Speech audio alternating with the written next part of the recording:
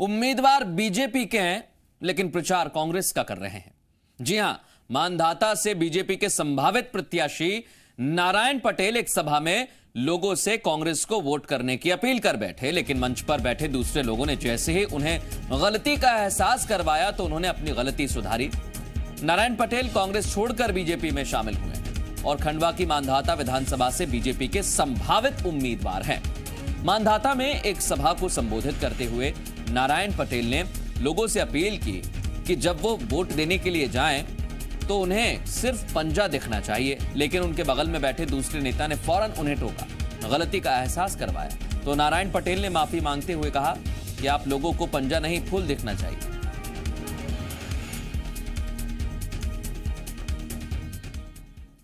देखो, जैसे ही आप मतदान करने जाएं स्कूल में या कोई भवन में, तो उसमें सीधा पंजा दिखना चाहिए। देखो, जैसे ही आप मतदान करने जाएं स्कूल में या कोई भवन में, तो उसमें सीधा पंजा दिखना चाहिए। सुना आपने, पूर्व विधायक और बीजेपी के संभावित प्रत्याशी नारायण पटेल कैसे पंजे का प्रचार कर रहे हैं। चलिए अब आपको उनका पूरा बयान सुनवाते हैं। जैसे ही मंच पर बैठे उनके साथी ने उनको गलती का एहसास करवाया, फिर कैसे उन्होंने पूरी बात को संभाला। देखो, जैसे ही आप मतदान करने जाएं स्कूल में या कोई भवन में, तो उसमें सीधा पंजा दिखना चाहिए। कांग्रेस के साथी भी आएंगे, पंजा नहीं फूल दिखना चाहिए। माफी चाहता हूँ, अरे माफी चाहता हूँ, फूल दिखना चाहिए, पंजा नहीं दिखना चाहिए, फूल दिखना चाहिए।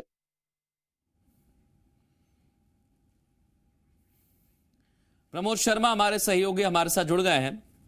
प्रमोद, कई बार ऐसा होता है कि जिस पार्टी में आप लंबे समय तक रहे वो आपके अंदर से या तो पूरी तरीके से गई नहीं है या फिर इसे मान लिया जाए कि जुबान फिसल गई। जी देखिए, पहले आपने जो पहली बात की वो बिल्कुल सही है। ये नारायण पटेल पिछले करीब 25 साल से कांग्रेस की राजनीति कर रहे हैं। एक बार निर्दलीय चुनाव लड़े कांग्रेस के अगेंस्ट, फिर कांग्रेस का टिकट मिला तो फिर चुनाव लड़े और जीते, विधायक बने।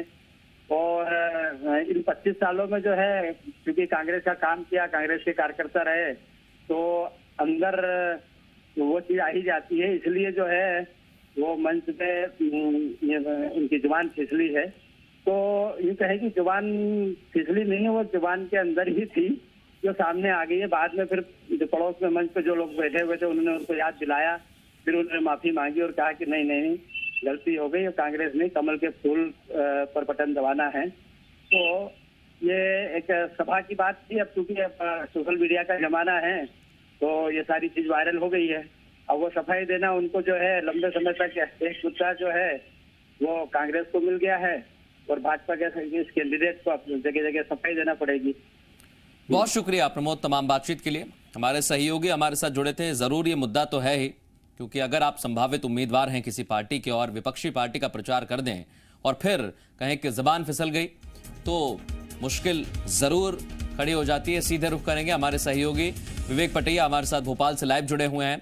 विवेक, ऐसा एक बार नहीं बहुत सी जगह हमने देखा है कि नेता दूसरी पार्टी से यानी दल बदल कर आते हैं, लेकिन फिर भी कई मर्तबा वो उसी पुराने दल की बात कह देते हैं, और ऐसा ही हुआ नारायण पटेल के साथ।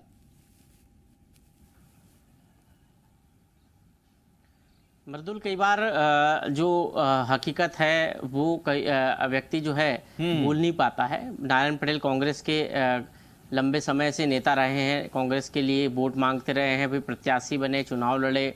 ऐसी स्थिति में उनके जहन में आज भी कांग्रेस है और बीजेपी में भले ही वो इस वक्त हैं और बीजेपी के प्रत्याशी के तौर पर जो है चुनाव लड़ने भी वाले हैं, लेकिन उनके जुबान से अभी कांग्रेस ही निकल रहा है। पिछले कई बार ऐसा कांग्रेस के लोगों के साथ उन लोगों के साथ हुआ है जो कांग्रेस छोड़कर भाजपा में आए हैं। पिछले दिनों सागर के सुर्खी में भी एक ऐसे ही मामला सामने आया था जब परिवहन मंत्री गोविंद सिंह ने एक टिप्पणी कर दी थी कांग्रेस, ऐसा उनको लग रहा था कि वो अभी भी कांग्रेस में। ऐसे ही नारायण सिंह को लग रहा था कि अभी भी वो कांग्रेस में ही है। लेकिन कई बार ये मीडिया के लिए सोशल मीडिया के लिए जो है एक ऐसी सामग्री हो जाती है, और खासकर विपक्षी पार्टियों के लिए। अब इनका ये जो वीडियो है, ये भले ही वो माफ़ी मांग रहे हैं, कह रहे हैं, लेकिन ये वीडियो कांग्रेस के लिए एक हथियार हो गया। कांग्रेस इसको जमकर भुनाएगी, जनता को बताएगी, और सोशल मीडिया पे लोग इसको उपयोग भी उसी रूप में करेंगे। और चुनाव है, महज कुछ ही दिन बचे हैं चुनाव में, ऐसी स्थिति में इसका जमकर उपयोग होगा। तो कह सकते हैं कि ये भले ही जो है एक आपकी भूल हो, लेकिन इसका उपयोग सोशल मीडिया पर अब बहुत तेजी से कर सकती है कांग्रेस, क्योंकि व्हाट्सएप ग्रुप है, सोशल मीडिया में फेसबुक है, थोड़ी सी समझ से परे है साधन है। क्योंकि अगर आप किसी भी काम करने की क्षमता को देखें, तो जब आप जैसे ही कोई काम बदलते हैं, यहां पर पार्टी बदली गई है, तो इतना मुश्किल कैसे हो रहा है जब आपको पता है कि आपने दूसरी पार्टी का दामन थाम लिया है, फिर भी आप वही पार्टी का चुनाव प्रचार कर देते हैं जिसमें आप पहले रहे हैं। ये वाकई मुश्किल है, या फिर बहुत लंबे समय तक कांग्रेस में रहे इसलिए वो अंदर से निकल नहीं पा रही है? देखिए, सबसे बड़ी बात तो यही है कि लंबे समय तक कांग्रेस पार्टी में रहना और कांग्रेस में ही रचना बसना, और उसके बाद कोई दूसरी पार्टी ज्वाइन कर लेना, और उसमें भी महज कुछ ही दिन होना, तो ये चीज़ें स्वाभाविक सी जो है सामने आ जाती है, और ये मुसीबत भी बन जाती है। अब ये बीजेपी के लिए भी मुसीबत है और नारायण के लिए भी मुसीबत है, क्योंकि ये पूरा जो मामला है एक ऐसी सामग्री बनकर उभरेगा सोशल मीडिया के लिए कि इसका लोग जो है चटकारे लेकर इसको देखेंगे भी, मजा भी लेंगे, और ये भी कहेंगे कि हमारे क्षेत्र में जो विधायक हम चुनने जा रहे हैं, जिसको हम वोट देंगे, वो इस तरह का है कि जब वो बीजेपी में आ गया है उसके बाद भी कांग्रेस को वोट देने की बात कर रहा है। तो ये एक तरह से कह सकते हैं कि एक ऐसी सामग्री है कांग्रेस के लिए जो कांग्रेस को भुना सकती है। लेकिन बड़ा सवाल यही है कि कई बार व्यक्ति भले ही चोली कह सकते हैं कि कई बार व्यक्ति अपनी पार्टी विशेष में जिस विचारधारा के साथ रहता है और दूसरी पार्टी में जब जाता है वो उसकी जो अंदर की बातें हैं वो कई बार इतनी जल्दी ठीक नहीं हो पाती। वो उसी स्टाइल में काम करता है, उसी भाषा में बात करता है, लंबा वक्त रखता है दूसरे संगठन में जाकर उस संगठन की विचारधारा को आत्मसात करने में, उस संगठन के बारे में जानने में एक लंबा वक्त लगता है। नारायण पटेल को अभी कुछ ही दिन हुए हैं कांग्रेस पार्टी छोड़कर बीजेपी में आए हुए, लेकिन ये एक बड़ा जो है बयान है उनका, और ये बयान कह सकते हैं गलती से भले निकला हो, लेकिन एक ऐसी सामग्री वो कांग्रेस के लिए दे गए जो कांग्रेस चुनाव में जिसका जमकर इस्तेमाल कर सकती है। अविनाश भार्गव इस समय हमारे साथ जुड़े हुए हैं, उनसे भी हम एक सवाल लेते हैं, क्योंकि अविनाश जी उम्मीदवार हो सकते हैं बीजेपी के, लेकिन प्रचार गलती से कांग्रेस का कर बैठे। देखिए मृदुल जी, जो वास्तविकता होती है, अंदर की बात होती है, और मध्य प्रदेश की जनता की जो भावनाएं हैं, माननीय कमलनाथ जी की सरकार को पुनः वापस लाने के लिए जो जनादेश कमलनाथ जी को मिला था वो जुबान पे आ ही जाता है कहीं ना कहीं। और चूंकि धोखा इनने दिया है, भारतीय जनता पार्टी का साथ देके, विधायक पद से इस्तीफा देके, सरकार गिरा के, जिन लोगों ने भी धोखा दिया उनको जनता भी सबक सिखाने वाली है। तो जो ऊपर का जिस तरीके का वातावरण निर्मित हो रहा है पूरे प्रदेश में, जनता जिस तरीके से कांग्रेस पार्टी और हाथ के पंजे के साथ है, वो जवान पे आ ही जाता है। क्योंकि आज ही हम देखते हैं सांची विधानसभा में भारतीय जनता पार्टी में जो गए हैं प्रभु राम चौधरी, उनका बेटा प्रचार करने जाता तो जनता उनसे प्रश्न पूछती कि आपको क्या कमी रह गई थी जो अब आप भाजपा में चले गए, और यहाँ से आप वोट मांगने की बात कर रहे हैं, मंत्री वहां भी थे, विधायक वहां भी थे, तो क्या जरूरत पान पड़ी। तो जिस तरीके का वातावरण प्रश्न जनता कर रही है, और जिस तरीके का उत्तर भारतीय जनता पार्टी के जो कथित धोखेबाज लोग जो गए हैं, गद्दार लोग गए हैं, वो जवाब नहीं दे पा रहे हैं, तो जनता के मन में कहीं ना कहीं प्रश्नों का सही जवाब नहीं मिल पा रहा है। तो वो बेचैन भी है, परेशान भी, ये भावनाएं इनके पास आ जाती हैं, और एन केन प्रकरण ये बात सामने आती है। कभी गोविंद राजपूत जी कहते हैं कि नहीं, मंदिर पे भारतीय जनता पार्टी ने धोखा दिया, नारायण पटेल कहते हैं हाथ के पंजे को ही वोट देना है, तुलसी सिलावट जी भी यही कहते हैं कि नरेंद्र मोदी और शिवराज ने धोखा दिया है। ये तीनों के बातें हम देख लें, एक के बाद एक पूरे जो बयान आ रहे हैं वो कहीं ना कहीं जन भावनाओं के अनुरूप है। जनता यही चाहती है कमलनाथ जी की कांग्रेस की सरकार। बिल्कुल, ये तस्वीर अवनीश जी हमें देखने को मिल रही है कि अंदर का जो कांग्रेसी है वो भले ही बीजेपी में शामिल हो गए, लेकिन कई मर्तबा चाहे थोड़ी ही देर के लिए आए, कुछ सेकंड्स या कुछ मिनट के लिए आए, लेकिन आ जरूर रहा है। बहुत शुक्रिया हमसे बात करने के लिए। विवेक, आप मेरे साथ बने रहिए। एक अहम खबर हम बता दें, उपचुनाव से जुड़ी हुई। मध्य प्रदेश में उपचुनाव के पहले कांग्रेस बीजेपी को घेरने का कोई मौका नहीं छोड़ रही। आज भोपाल में कांग्रेस विधायक कुणाल चौधरी ने एक प्रेस कॉन्फ्रेंस की, जिसमें उन्होंने बीजेपी सरकार पर लोगों को धोखा देने का आरोप लगाया। उन्होंने आरोप लगाया कि प्रदेश सरकार किसानों की खुदकुशी को लेकर भ्रम फैला रही है और किसानों के नाम पर आम लोगों को ठग रही है। कुणाल चौधरी ने आरोप लगाया कि वीडियो कॉन्फ्रेंसिंग में सीएम शिवराज सिंह नकली किसानों से बात करते हैं जिन्हें खेती के बारे में कोई जानकारी नहीं, और तो और कांग्रेस ने अधिकारियों पर भी नकली किसानों के साथ चर्चा करने का आरोप लगाया। प्रेस कॉन्फ्रेंस में कुणाल चौधरी ने सीएम की वीडियो कॉन्फ्रेंसिंग का एक वीडियो भी जारी किया जिसमें देवास का एक शख्स कहते हुए सुनाई दे रहा है कि उसने 1 एकड़ में 100 कुंटल लहसुन और 3 एकड़ जमीन पर 300 कुंटल लहसुन उगाया था और इस पर लागत महज 10,000 रुपए प्रति एकड़ आती है। इसके अलावा कुणाल चौधरी ने एक ऑडियो क्लिप भी जारी की जिसमें किसान अधिकारी से लहसुन की उन्नत फसल उगाने वाले किसान से बात कराने को कह रहा है। जो अधिकारियों से बात हुई और अधिकारी किस तरीके से किसान को दबाने की बात करते हैं, और जब अधिकारियों से वो करते हैं कि भैया कृषि विस्तार अधिकारी, तो वो भी हमारे प्रदेश के मुखिया की शेख के ऊपर, भारतीय जनता पार्टी के नेताओं की शेख के ऊपर किसानों को डराने और धमकाने का काम करते हैं। और जो मुझे लगता है कि वीडियो कॉन्फ्रेंसिंग में जनता को झूठ बोलने के लिए ये नकली किसानों को वहां बैठा के, जिनको ना तो खेती का नॉलेज है ना किसानी का नॉलेज है, इनको बिठा के काम करते हैं। किसानों में करते हैं, आत्महत्या करते हैं तो उनको कभी मानसिक पागल बताते हैं, कभी उनको मानसिक बीमार बताते हैं, और कभी तो उनकी पत्नी से लड़ाई का बताते हैं जिसकी पत्नी 25 साल पहले मर चुकी हो। किसान के प्रति निंदनीय सोच, और इसी कारण इन्होंने किसान के पेट पे लात और छाती पे गोली 15 साल में मारी थी और 21,000 किसानों ने आत्महत्या करी थी। इस किसान के प्रति वेदना को समझे, उनकी स्थिति सुधारने की कोशिश करें। झूठ और फरेब की राजनीति किसानों के नाम पे भारतीय जनता पार्टी बंद करे।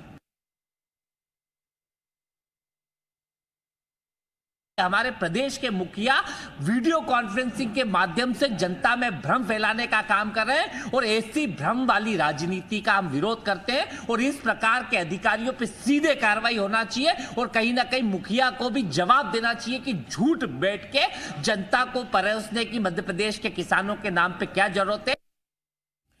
कांग्रेस विधायक कुणाल चौधरी के आरोप का बीजेपी ने जवाब दिया। बीजेपी का कहना है सीएम से बात करते हुए घबराहट में किसान के मुंह से एकड़ निकल गया। इस छोटी सी बात पर किसान को नकली कहकर कांग्रेस किसानों का अपमान कर रही है। कांग्रेस को अगर प्रेस कॉन्फ्रेंस करनी है कुणाल चौधरी को, तो और भी मुद्दे हैं, जनता से जुड़े हुए, किसानों से जुड़े हुए, उनको बात करें। आप एक क्लरिकल, एक जुबान से बोलने में जीवान की फिसलन की जो छोटी सी घटना, उसको आप उसको फर्जी किसान कह रहे हो। ये किसानों का अपमान है, इसको हम सहन नहीं करेंगे। सीधा रुख करेंगे, विवेक पटैया हमारे सहयोगी इस समय जुड़े हुए हैं। विवेक, किसानों को लेकर पूरा उपचुनाव लग रहा है कि बहुत ज्यादा फोकस्ड है, चाहे कर्ज माफी हो, किसानों की आत्महत्या हो, या फिर फसलों के जो ऋण माफी के वादे हो, इन्हीं के इर्द गिर्द पूरा चुनाव घूम रहा है और कांग्रेस पूरा माइलेज लेने की कोशिश में है। मृदुल, किसान इस मध्य प्रदेश की रीढ़ है। किसान इस मध्य प्रदेश का एक सबसे बड़ा वोट बैंक भी है राजनीतिक पार्टियों के लिए, और इसलिए 28 विधानसभा क्षेत्रों में जो चुनाव होना है उसमें जो किसान है उसको हम नकार नहीं सकते, उसके महत्व को नकार नहीं सकते। और इसलिए राजनीतिक पार्टियां बड़ी बेखूबी जानती है कि किसान कितना महत्वपूर्ण है, और इसलिए किसानों के नाम पर जितनी राजनीति करना है वो चुनाव के क्षेत्र में करेंगे और किसानों के बारे में बातचीत करेंगे। विपक्ष का एक जिम्मेदारी है कि किसानों की मुद्दे उठाएं, कि जिससे किसानों की समस्याएं सामने आएं। वही सरकार का भी एक दायित्व है कि किसानों की हर समस्या का समाधान करे। प्रदेश में पिछले दिनों जिस तरह किसानों को लेकर देश भर में कृषि बिल को लेकर जो विरोध हुआ, उसके बाद मध्य प्रदेश के मुख्यमंत्री ने किसानों से संवाद किया था, और उसी संवाद कार्यक्रम में देवास के एक किसान से मुख्यमंत्री ने पूछा था कि वो कौन सी फसल उगाते हैं, कितने मात्रा में उगाते हैं, क्या लागत आती है। और उसी में एक किसान ने देवास के किसान ने मुख्यमंत्री से संवाद के दौरान ये बात कही थी, जिसको कांग्रेस ने आज प्रेस कॉन्फ्रेंस करके प्रस्तुत किया और कहा कि इस तरह अधिकारी मिलीभगत करके जो है कई ऐसे नकली किसानों को प्रेस कॉन्फ्रेंस में बिठा देते हैं जिनके पास जानकारी नहीं होती, और आरोप लगाया कि 1 एकड़ में ऐसा कौन सा उत्पादन हो रहा है, जो 1 एकड़ में 100 क्विंटल के आसपास जो है लहसुन का उत्पादन करता है और जिसकी लागत महज 10,000 प्रति एकड़ हो, तो वो कांग्रेस ने मुद्दा बनाया। और इस पूरे मामले में जो बीजेपी है वो भी कह रही कि किसान का अपमान कांग्रेस कह रही है। तो ये तो महज वानगी है, लेकिन लगातार पिछले कई दिनों से चाहे वो कर्ज माफी के नाम पर हो, चाहे वो सियासत हो रही है, बयानबाजी भी हो रही है, निशाना भी साधा जा रहा है। बहुत शुक्रिया विवेक तमाम बातचीत के लिए। आपके पास और खबरों का अपडेट लेने के लिए आएंगे।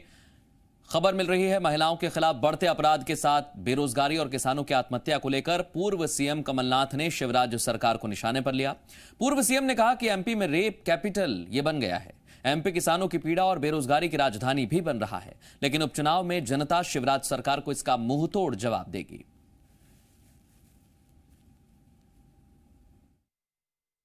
मध्य प्रदेश बलात्कार की राजधानी, देश की राजधानी बन रही है। मध्य प्रदेश बेरोजगार की राजधानी बन रही है। मध्य प्रदेश किसानों की पीड़ा देश भर की राजधानी बन रही है। ये मध्य प्रदेश का चित्र सबके सामने है। पूर्व सीएम कमलनाथ के रेप कैपिटल वाले बयान पर बीजेपी ने पलटवार किया। बीजेपी का कहना है कमलनाथ ने प्रदेश को बलात्कार की राजधानी कहकर पूरे प्रदेश और प्रदेश की जनता का अपमान किया। सर्वांगीण विकास करते हुए मध्य प्रदेश को विकसित मध्य प्रदेश, स्वर्णिम मध्य प्रदेश बनाने का काम किया। मध्य प्रदेश को इस तरीके से देश के अंदर और विश्व के अंदर बदनाम नहीं कर सकते। आप अपनी नाकामी छुपाने के लिए इस प्रकार से मध्य प्रदेश को रेप कैपिटल कहने का काम करेंगे, ये दुस्साहस आपका बर्दाश्त नहीं किया जाएगा।